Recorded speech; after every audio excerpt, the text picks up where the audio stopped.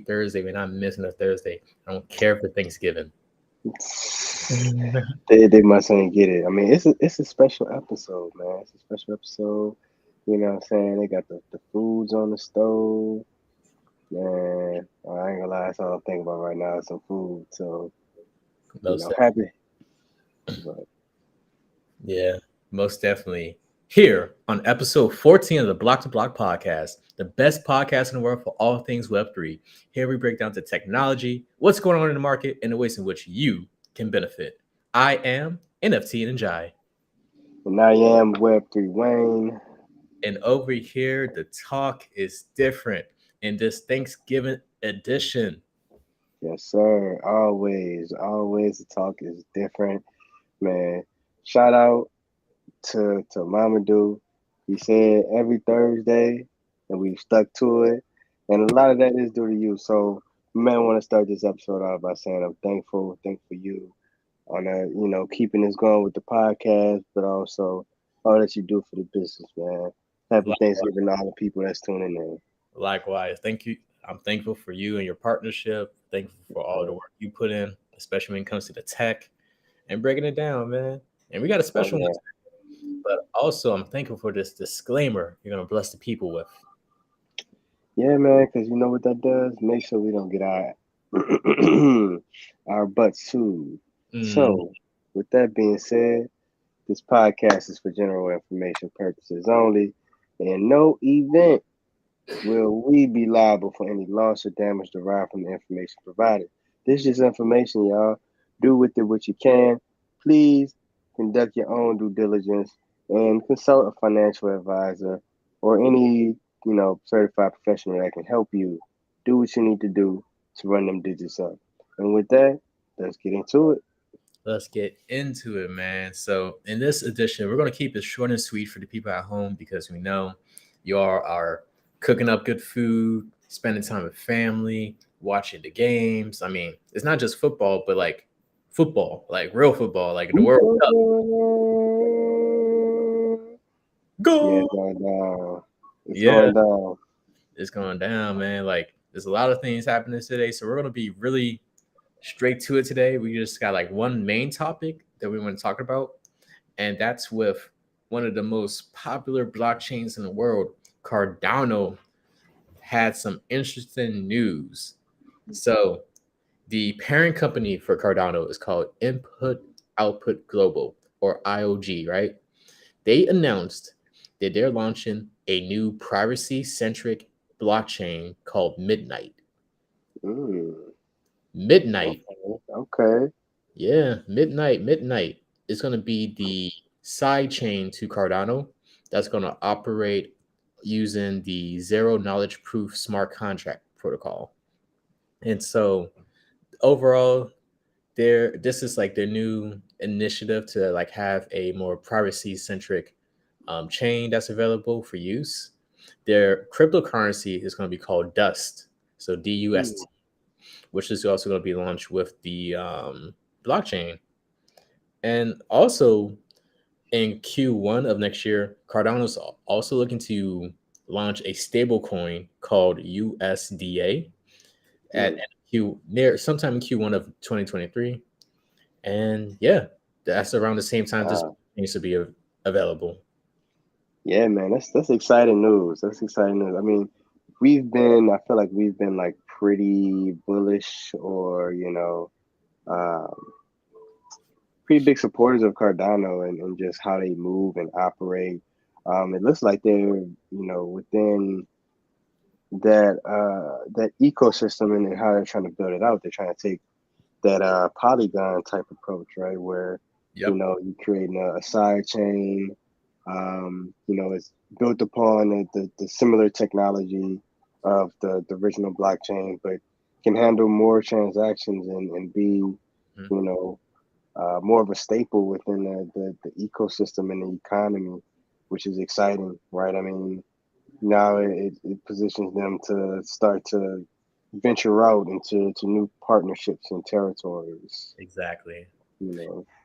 Exactly. And it's interesting because from what I've gathered from research, like Cardano well, Midnight is going to be really a permissioned blockchain, and that kind of leads to the conversation of like, there's really three categories of blockchains, right?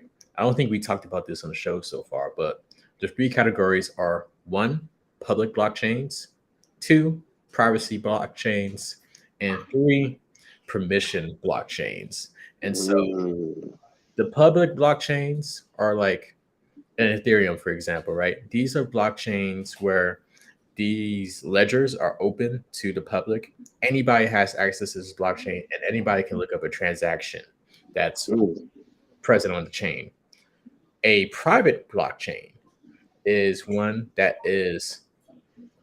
operates in the same technology. However, it's only accessible to a few individuals, and this is where a lot of organizations, big companies, start to like use private blockchains because while they like the cryptography and they like the technical capabilities of blockchain, you mm-hmm, don't want mm-hmm. to have all your company secrets easily accessible in a public ledger, and so Right. they will use Yeah. companies like Hyperledger, which is like a private blockchain that works for like enterprises. Mm, And okay. the permission blockchains are like a hybrid of the public and the private, right? So, and it really depends on how private it is based upon like the organization behind that permission chain. But Mm-hmm. essentially, you know, you'll it could range from like a few people to like a larger group of people have access to that chain, and that's what Midnight is looking to be, is a permissioned chain. Ah, okay. Okay. So it'd be like certain organizations or certain companies would be able to, or certain people, if you will, be able to tap into this blockchain, but it's not open for a general public type of deal. Like, Yep, that's what it's yeah, looking to be. And it's interesting okay, because Cardano is a public chain, right? Like there's right, millions of activity, there's lots of users within that Cardano ecosystem. So it's very yeah, interesting that they have really complementary this permission chain or this private chain, if you will. yeah. I mean, it makes me think about Polkadot as well, right? Just because of what they're trying to do with, as an organization, as a company, as a blockchain is, really be a technology that makes it easier to create those side chains and to talk to different blockchains and side chains and be able to build those out. And it seems like that's really where things are headed is, it's with just the advent of things like Amazon and drop shipping and things like that. You have all these different ecosystems and people being independent contractors and things like that. Um, where I can see it helping to manage a lot of those different transactions and help to manage those ecosystems if you have, these different side chains, Right. right? And those side chains can kind of like talking to a larger blockchain, without revealing too much information, right? There's like certain information you can reveal and certain information that you kind of keep private. Um, I think it'll be interesting to see over the next year. One, I mean, how does Midnight work out, right? Like, how does this launch go? I mean, we're in the middle of, it's not even a crypto winter. Feels like it's a crypto snowstorm right now, right? Crypto ice And so, age. yeah, yeah. So, be interesting to see how these different companies start to adopt it. How on a regular basis, what's the reaction to things like Midnight being launched, right? And the Dust token, and the USDA. Because we've already seen, I mean, even in how grim the market has looked when it comes to Web3 and cryptocurrency, we've seen Polygon continue to Mm, steamroll ahead, right? And continue to make positive headlines in a really negative time for the industry and for the ecosystem at large. So I'm interested to see what this means. What's the first reaction? What are the companies that start to develop those partnerships with a Cardano, with a Midnight? I think it's gonna be, man. It's gonna be exciting, if you will. It's gonna be exciting. Yeah, absolutely, absolutely. Especially because what you alluded to as you were speaking about, like how some of these organizations might outsource like some of these blockchain capabilities. There's a whole segment that's been created within this age of technology called like blockchain as a service. So Mm, traditionally, like for those who are familiar with tech, there's like this big category of companies called SaaS companies, software as a service, where you may have a particular bit of software that you outsource to different companies and they use it. So, for example, like payroll companies, like an QuickBooks. a QuickBooks, right? That's an example of a SaaS company. And with these private chains and these permission chains, they, from an infrastructural standpoint, are able to really fill this need for like larger organizations because let's be real, a lot of times big companies are like slow moving when it comes to like certain technological adoptions. Like Yeah. like we all have our horror stories of working for like a big old company and they're still using like outdated technology, right? So to like make this investment into like blockchain can be like a steep one, but if there's like these vast companies, blockchain as a service companies that can like fulfill your technological needs, and it's like a lower risk because it's private, if you will. Yeah. Very Yeah. interesting to talk about blockchain technology. It could be like a great way to service a need. So who knows? Maybe like Midnight can also fill up this vast category. Yeah. I mean, that's another. It's another way for Cardano um, solidify itself in the market too. I think that would be huge. I feel like they've been, interesting enough. I feel like they've been trying to find their footing. Hmm. I feel like, of course, Ethereum has been king. We've seen, the massive moves that Polygon has made. I feel like Polkadot is really just focusing on similar that Bass, but it seems like Cardano has been.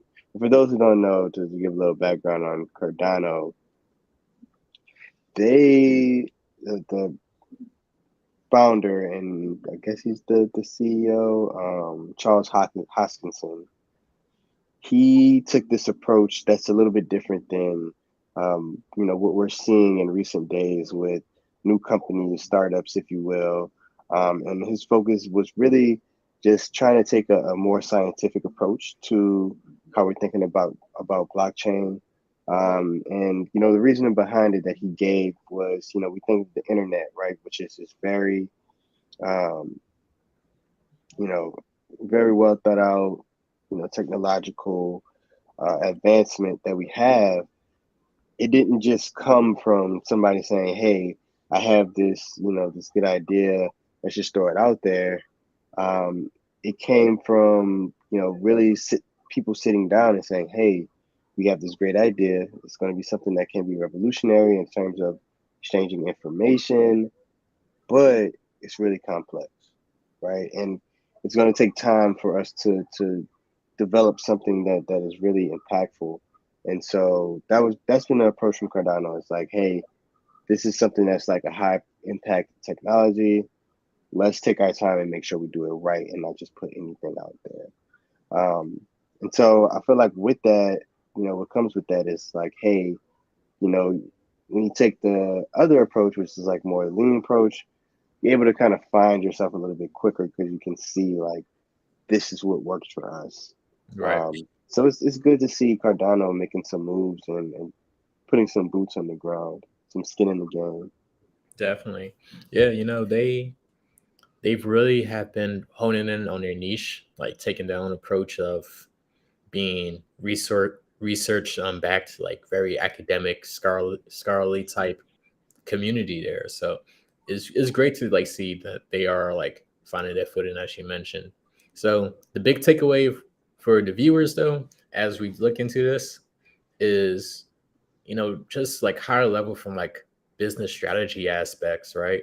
Like do moves that have synergy with what you're already great at, right? Cardano's already is already one of the biggest blockchain networks and ecosystems in the world right now, and they've been making a lot of these strategic moves, and they have a public blockchain that's accessible to all.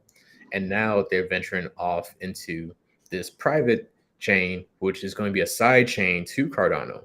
And so they're building synergies around their core competency, right? So that's like one key thing. Also, pay attention. Like, we're not, you gotta preface it. We're not like, this isn't the platform where you're gonna say, hear from us, like, hey, buy this coin, buy that coin. But the dust token, it may be something that you may want to research into and see when it is available for purchase. Is that a token you want within your portfolio? Right? Because once again, with these cryptocurrencies, if they have a really prominent ecosystem backing that token, that's what really pumps the value of the coin. So those are just like some of the key takeaways. But yeah, we're going to be following this story as it develops more. And shout out to the Cardano crew. Shout out for sure. Yeah, man. I mean, with that, I think that's great point to be made, and it really leads into the quick take for the day. Mm-hmm. And where as businesses, you have to think about what's next. You have to think about how can you use these new technologies and bring it into the fold, and make sure you're creating synergies as you continue to build out. Because the company whose CEO has been on crypto's wazoo for the longest has caused crypto scams and blockchain is worthless, this, that, and the third. JP Morgan has recently trademarked the JP Morgan wallet. Mm-hmm. So they've registered the trademark with the USPTO for JP Morgan wallet, and their attorney actually posted the following tweet. Well, he posted a tweet on Monday, which showed the approval, the banking firm received from the USPTO. And so what they're looking to do is with the wallet, it's going to be designed to transfer and exchange virtual currencies, crypto payment processing, virtual checking accounts, financial and other financial services in general, right? And so it's funny, JP Morgan is really active when it comes to blockchain technology and cryptocurrencies. Although, like I said before, their CEO, Jamie Dimon, he has been a strong, strong. Um, Critic. what is the word I'm looking for? Critic, but not even just critic, just like a reverse advocate. Like he's just like Even a contrarian. he has said literally he would fire any employee trading Bitcoin for being stupid. Right. And so with that, I think, here you see actions speak a lot louder than words. Absolutely. Right. And so he may be sitting over here saying, oh, this thing is stupid. Don't get into it. It's not the future. But the actions from his organization that is, billion-dollar organization trading billions of dollars, that's heavily in the financial services. They're making their moves early. They know that, regardless of what's going on in the market, this is a technology that's here to stay, and this is really a financial innovation that's going to be huge. I think a big thing that is talked about.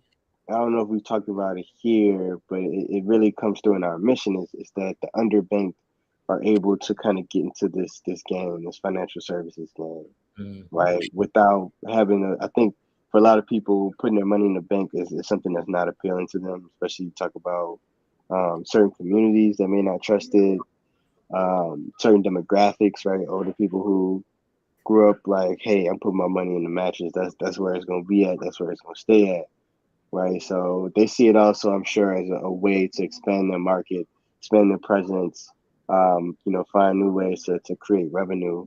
And so, you know, again, they've been super active. They've recently, joined two other banks in a project with the Monetary Authority of Singapore, where they did, some pilot use cases of digital assets and DeFi. And they actually conducted their first live trade on the public blockchain recently as part of that project that they undertook, right? And even as recently as October, the bank talked about, hey, we're going to be launching this digital wallet. It's going to make it possible for users to, choose digital identity credentials across various DeFi and metaverse apps. And they're also partnering with Visa to work on developing cross-border payments through the use of their private blockchain networks, like we talked about, Link and B2B Connect. And we talked about it in a previous episode, just, how this technology can really transform cross-border payments.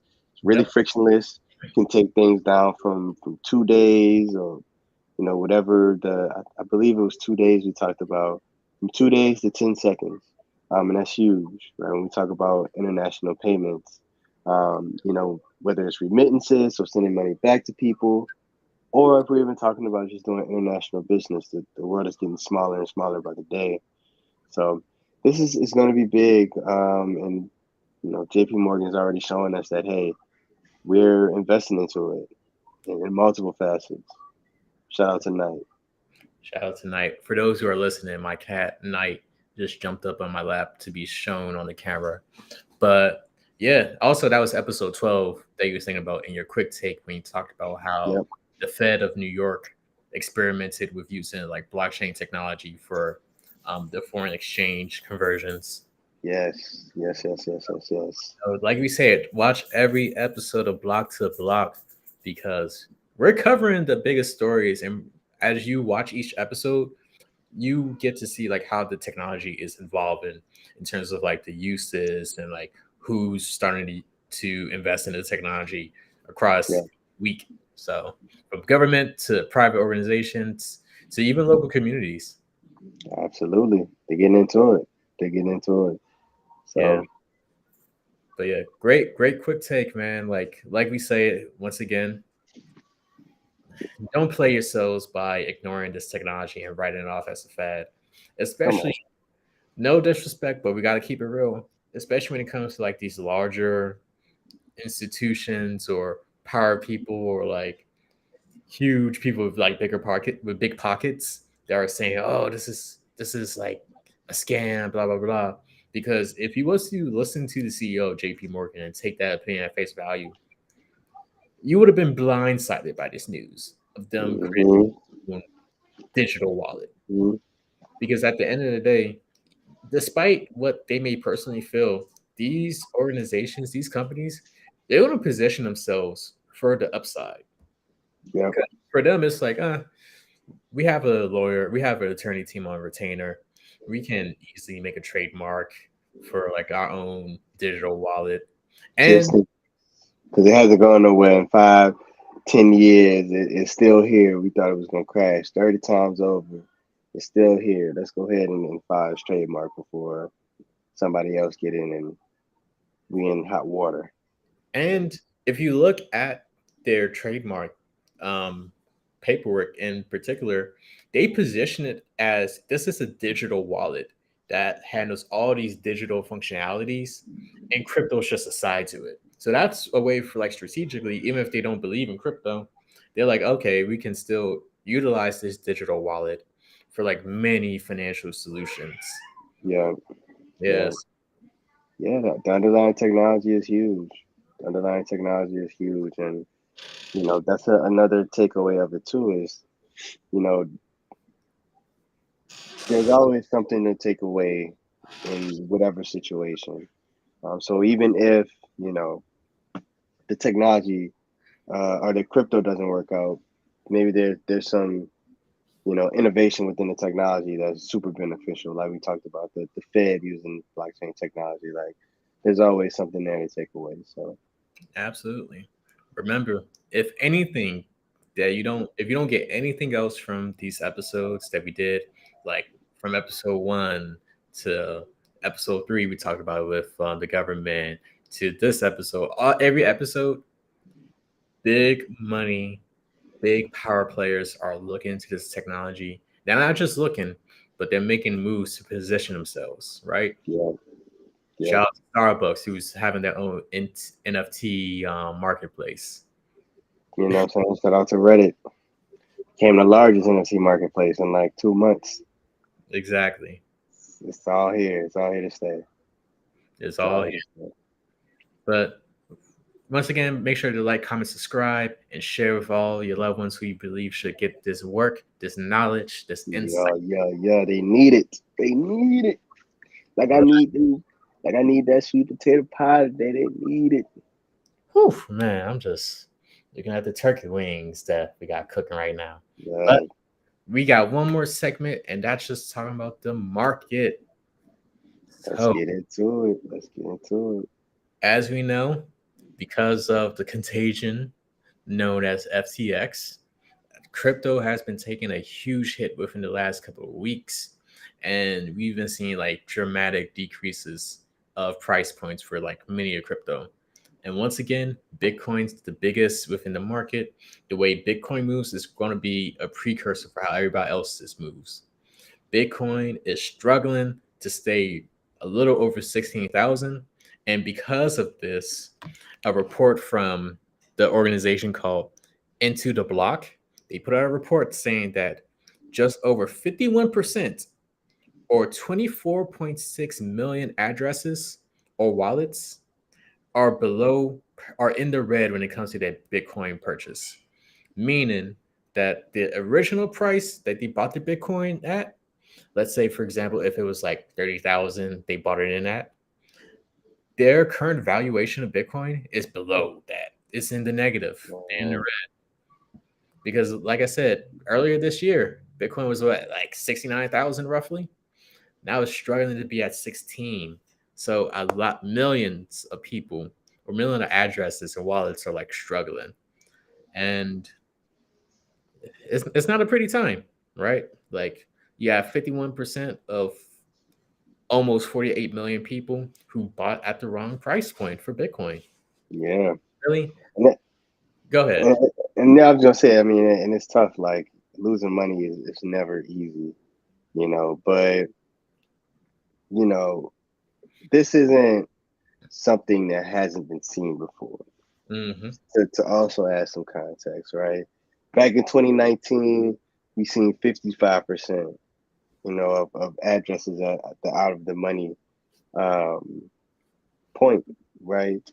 And then back in 2015, for the other crypto winter bear market, it was 62%, right? So a couple things is that, this is not the end, the end all. If anything shows that, hey, we're getting close to that bottom.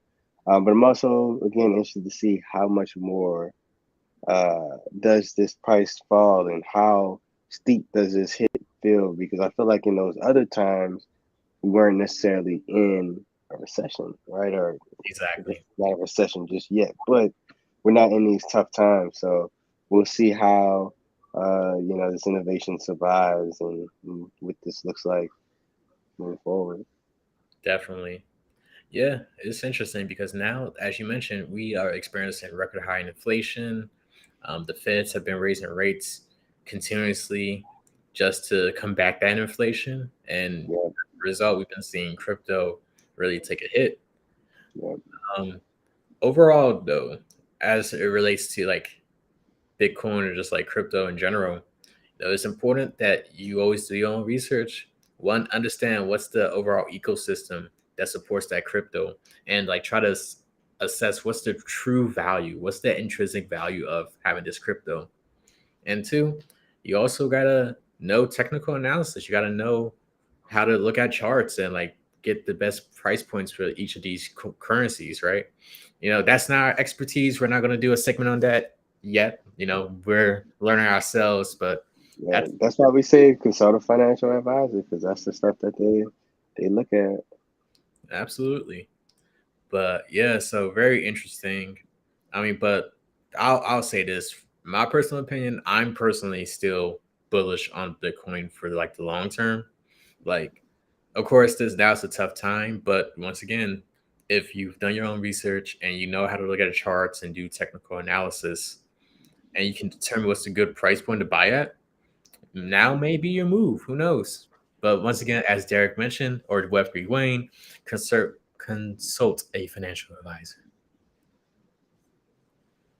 Exactly. Go ahead. Yeah. So you see some dollar signs, but they ain't on us. It ain't on us. And the last thing we'll say about the market is just looking at NFT transactions over the last 7 days. So the total number of sales of NFTs dropped down by 1.39%. And we've seen total sales of 33,630 transactions, right? So once again, not a significant dip, like almost 2% drop in total sales. However, the total value of those transactions only dropped by 0.75%, so not even 1%. And we see total volume being 24.8 million within the past week. Mm, So, okay. Hey man, the market is pretty consistent right now. It's consistently going down, but it's a little bit steadier than what we were seeing probably about a month ago, month and a half ago. So it's interesting. It's interesting to say the least. Mm, really interesting. we'll keep keep giving the market updates. People keep tuning in, and I'm sure you'll start to see when that turn starts to happen because the market will start to change up a little bit. And right now we mentioned Reddit not too long ago. We're going to see other companies start to get into this NFT game. So this as those companies get into it, you'll see those prices start to move up a bit. Exactly. um, and also that may be a signal to go in on the regular stock side, go invest in those stocks because there's some revenue potentials that come with these NFTs, right? So Mm-hmm. Yeah. some And if things to you're look out looking for for. a place to get some really dope NFTs that are paired with physical collectibles, Wow, where can they do that? check out D Timbuktu, our physical NFT marketplace, where you can really join these communities of creators, entrepreneurs, and culture makers who pair their NFTs with physical products, all of which leads to just in real life experiences. So once again, shout out to like some of the partners on our platform. Shout out to Patrick Henry with his artwork that all have NFTs associated with them, which act as the digital certificate. Shout out to Streetwear Connections and their VIP NFT, which allows you to be a VIP member of their streetwear platform. So exclusive sneakers, apparel, jewelry, everything else of that nature. And some special drops coming up too. Definitely tap in if you're in the streetwear. Tap into it. It's something special. And shout out to the homie Zeus Deuce, Maswako artist straight out of Botswana, where he has his NFT for the Kotsi single, which allows you to get some merchandise as well. So you get access to the song, you get some bucket hats, and the ability to be featured in a music video. Oh, did I let too much out the bag? Hey man, listen. People just need to know something special is going down. If you haven't, follow us at Relink Global on IG. Definitely be on the lookout. I said on IG, but really on all platforms at Relink Global. We got special things going on with some special partners, and yeah, we're grateful that they've decided to take this journey with us. Um, Definitely be on the lookout. We're gonna have them as guests to talk about their businesses and what they're doing and how we're working with them and how they envision this technology transforming what they do. And they're special people that are really making some changes, some big strides. So I don't think you let too much out the bag. The people got to know. The people need to know. So yeah. Yeah. Well, speaking of guests, next week we are going to have on the show our second guest of the show. His name is Aki. He is the founder of a company called Web3 for Humanity. And what they do some really interesting things in terms of Web3 and real estate because he Mm. has a real estate background. So that's next week. We're also going to be on his show next Tuesday. That's leading up, and we're going to do a cross podcast platform collaboration. So going to be really dope. Shout out to all our partners. We're thankful for you. We're thankful to all you, the viewers, for liking, comments, and subscribing, and for watching us, right? And learning this technology as we go on this journey together. Yes, sir. Yes, sir. With that, happy Thanksgiving again, everyone. Free game for the day is eat till your heart content. But otherwise, appreciate everyone for tuning in to this special episode. Again, Mama, do appreciate you. Keeping this thing going. Most definitely. I am NFT and Jai. And I'm Web3 Wayne. And remember, the talk is different. Peace, y'all. Always.